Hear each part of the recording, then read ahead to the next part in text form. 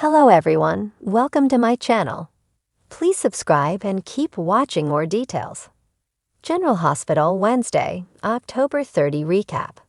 Lucas can't save flatlining Sam, Sasha, and Michael wake up in bed together.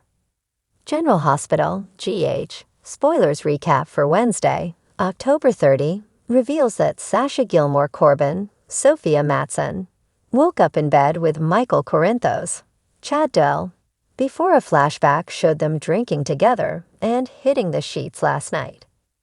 Sasha and Michael agreed they didn't mean for this to happen. Michael also found out that Sasha had spotted Willow Corinthos, Caitlin McMullen, and Drew Quartermain, Cameron Matheson, kissing on the 4th of July. But he wasn't mad that she kept quiet.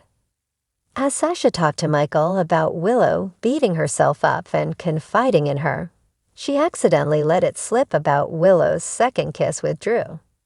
Michael was furious since kissing Drew twice meant Willow made a conscious choice, but Sasha hated that she blabbed and did her best to defend Willow.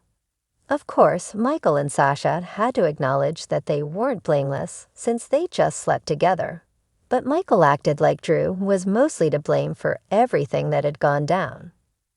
At the Quartermain gatehouse, Drew stopped by to check on Willow, but she didn't think he should be there in case Michael came home. Drew stayed anyway and learned Willow was just about to tell Michael the truth when he spilled first. Drew explained the blackmail situation and was sorry for how things played out. Although Willow said she was going to tell Michael everything, including about the second kiss, Drew made a prediction that it'd only hurt Michael more. At Maxie Jones, Kirsten Storm's place, Cody Bell, Josh Kelly, woke up with a hangover and chatted with James West, Gary James Fuller, who was already in his Halloween costume. Once James left for a party, Maxie admitted she already knew Sasha was Cody's first cousin since Felicia Scorpio, Christina Wagner, was friends with Holly Sutton, Emma Sams. Maxie also knew about Drew kissing Willow and sleeping with Nina Reeves, Cynthia Watrous, so she complained about Cody's public spectacle. Cody was fed up over Drew acting like he was better than everyone else when he had scandalous secrets. After Maxie gave Cody a pep talk and advised him to steer clear of Drew, he wondered if this was what having a sister was like. In Portia Robinson's Brook Care office, she confirmed to Trina Robinson, Tabiana Ali, that Heather Weber, Allie Mills, had left town. Trina asked if Portia had anything to do with that, but Portia denied it. At the Surf Lodge restaurant, Dante Falconeri, Dominic Zamprogna, surprised Rocco Falconeri, Finn Kerr, with news on his engagement to Sam McCall, Kelly Monaco. Rocco seemed disappointed about Dante moving on from Lulu Spencer, Alexa Havens, but Dante reminded him that Sam helped them find happiness and a family again. At GH, Alexis Davis, Nancy Lee Grahn, snuck Sam some Halloween candy and gushed over her engagement once Sam showed off the ring. Alexis knew Dante was Sam's perfect match and was clearly pleased over this romantic development. Meanwhile, Jason Morgan, Steve Burton, Broad Scout Quartermain, Cosette Abenant, and Danny Morgan, Asher Antonisen, to visit their mom at the hospital. Suddenly, beeping could be heard as Alexis scrambled to alert the staff to some trouble in Sam's room. Alexis was visibly alarmed as she locked eyes with Jason and shook her head, so he urged Danny to take Scout over to Bobby's for some food. Outside the restaurant, Scout wondered if Alexis looked weird at the hospital, but Danny acted like she was probably just tired. Back with Alexis, she gave Jason updates on Sam, suddenly going pale. 1 minute Sam had been fine, and the next she was in distress. Jason looked worried as he put a hand on Alexis' back to comfort her. In Sam's room, Portia and Elizabeth Baldwin, Rebecca Herbst, helped Lucas Jones, Van Hansis, try to save her. Despite all the chest compressions and heart shocking, nothing could bring Sam back after she flatlined. After 30 minutes, Portia gave Lucas a gentle nudge to call it. Lucas was in denial and kept wanting to try again, but he finally surrendered and said that time of death was 5:48 p.m. Sam's monitor was turned off as Wednesday's episode came to a sad conclusion. General Hospital spoilers say Sam's sudden demise will bring questions and meltdowns, so don't miss all the action. In a wild turn of events on General Hospital, this Wednesday, October 30, Sam's life hangs by a thread while Sasha and Michael wake up to a morning that leaves them both stunned and reeling with a fresh batch of complications. Scene 1. Sam's flatline, the scene at General Hospital's emergency ward, is nothing short of chaotic. After a grueling night, Sam McCall lies on a hospital bed, pale and barely breathing. Lucas Jones, her cousin and a skilled doctor in his own right, has been doing everything he can to stabilize her. But the situation takes a tragic turn as Sam's heart monitor emits a piercing, continuous beep, signaling her heart's flatline. Lucas refuses to give up, sweat glistening on his brow as he furiously performs CPR. "Come on, Sam. Don't leave us now. You've fought through worse," he mutters under his breath, his hands pressing rhythmically against her chest. Every second feels like a lifetime, and for the team in the room, it's agonizing to watch. Elizabeth stands nearby, her face a mask of anxiety and sorrow, as she mentally wills Sam back from the edge. For all the turmoil Sam has brought into her life, Elizabeth realizes now that she doesn't want to see her gone. As the monitor continues to blare, Lucas's shoulders slump slightly. He's starting to wonder if he's losing this battle. Just as he's about to pause for a breath, a weak but steady beat pings through the room. Sam's heart has started up again. She's not gone yet. Relief floods the faces of everyone in the room, but Lucas knows she's not out of danger. "Prep her for the ore," he shouts, his voice thick with determination and barely concealed fear. Scene 2. Sasha and Michael's surprise. Meanwhile, across town, sunlight filters through the luxurious curtains in Michael Corinthos' penthouse. He stirs in bed, his mind fuzzy with the previous night's events. As he stretches, his arm brushes against someone, warm beside him. His eyes snap open, and his gaze lands on Sasha Gilmore, who is slowly waking up next to him. The initial shock passes quickly, and they share a groggy but knowing look. "Good morning," Sasha mumbles, trying to play it cool. But her cheeks are tinged with pink, and there's a hint of uncertainty in her eyes. Michael smiles, but it's clear he's a bit unnerved too. "Morning," he replies, running a hand through his disheveled hair. "Last night was unexpected."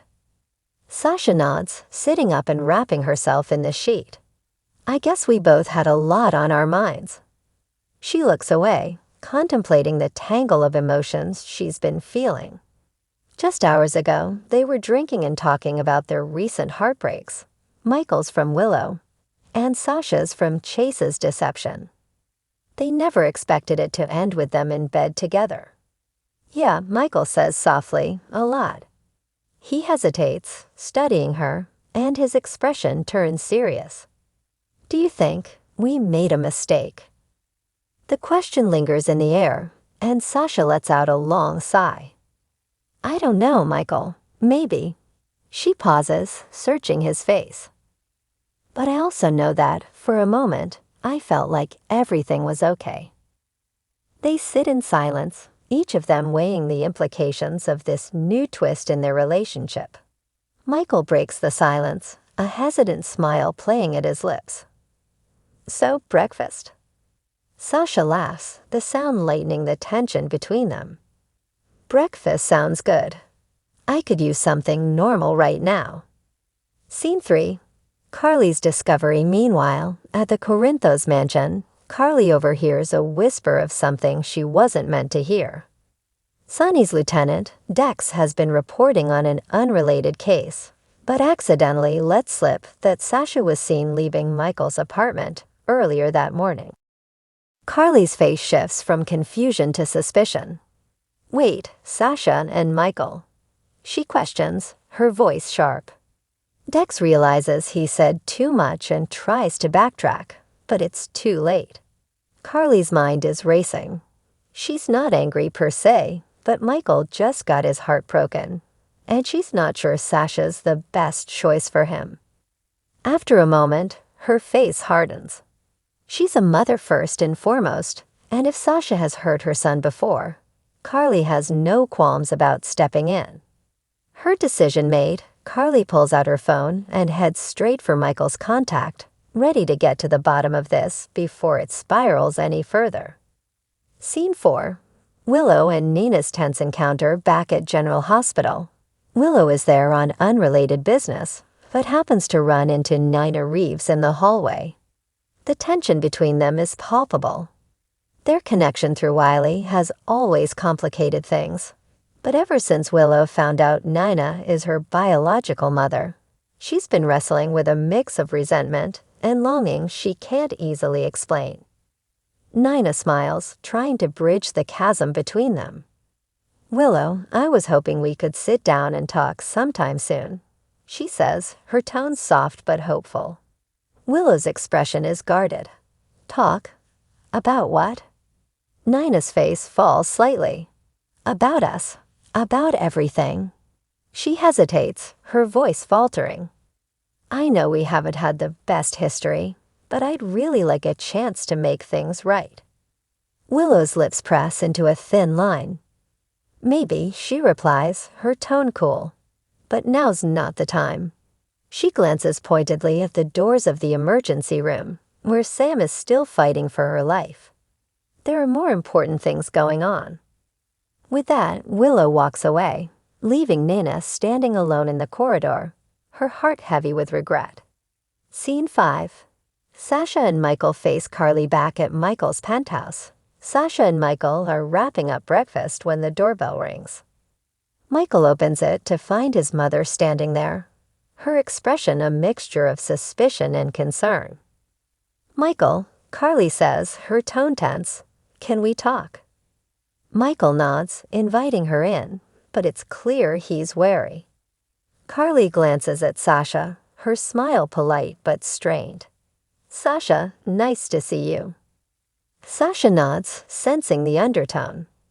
I think I should get going, she says, giving Michael's hand a quick squeeze before leaving. As the door closes behind her, Carly doesn't waste any time. Michael, what's going on between you two? Michael sighs, running a hand over his face. Mom, I don't know. We just found comfort in each other last night. Carly raises an eyebrow. Comfort? Michael, I just don't want to see you get hurt again. Michael's voice is calm but firm. I know, Mom, but this is my life. I need to figure things out on my own. Carly nods slowly, backing down, but not entirely convinced. Scene 6. Lucas's determination. Meanwhile, Lucas stands outside Sam's recovery room, watching the steady beeps on her monitor. The image of her flatlining replays in his mind, and he realizes just how close they came to losing her. This wasn't the first time his family has been put through the ringer, and he knows it won't be the last.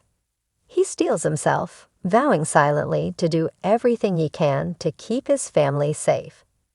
But as Lucas walks down the hallway, he can't shake the feeling that this near-death experience for Sam might just be the beginning of a new wave of challenges for the entire Corinthos clan. Little does he know, those closest to him are facing battles of their own that could forever alter the course of their lives in Port Charles.